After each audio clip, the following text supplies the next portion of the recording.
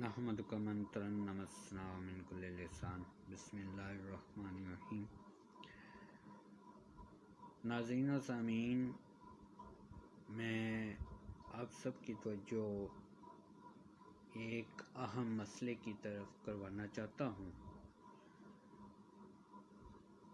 ہر سال ماہ رمضان المبارک میں یہ مسئلہ پیش آتا ہے اور اکثر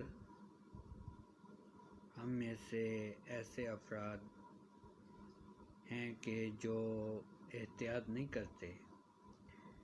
مسئلہ یہ ہے کہ جب صبح ہم سحری کرتے ہیں تو سحری کا وقت کہاں تک ہے؟ کیا اذان فجر کے وقت جو ہم سحری کر رہے ہیں، کھانا کھا رہے ہیں، کیا وہ ہمارا روزہ ہو جائے گا یا نہیں؟ سب سے پہلی بات یہ ہے کہ جو اذان فجر ہے اس کا وقت سحری کا وقت ختم ہونے کے بعد شروع ہوتا ہے۔ جب اذان ہو رہی ہے، اگر آپ نے اس وقت کچھ کھایا، کچھ پیا تو پھر آپ کا روزہ نہیں ہوگا۔ ہاں، اگر آپ نے کچھ منہ میں ڈالا، ساتھ ہی آپ نے اس کو باہر نکال دیا، یعنی حلق سے آگے نہیں گیا، یعنی کہ ابھی سحری کا وقت ختم ہوا، ساتھ ہی آپ نے اگر کچھ منہ میں ڈالا ہے، کوئی چیز کھائی ہے تو ابھی حلق سے آگے نہیں گیا، آپ نے باہر نکال دیا ہے، تو پھر آپ کا روزہ ہو جائے گا۔ لیکن اگر حلق سے آگے گئی پھر آپ کا روزہ نہیں ہوگا۔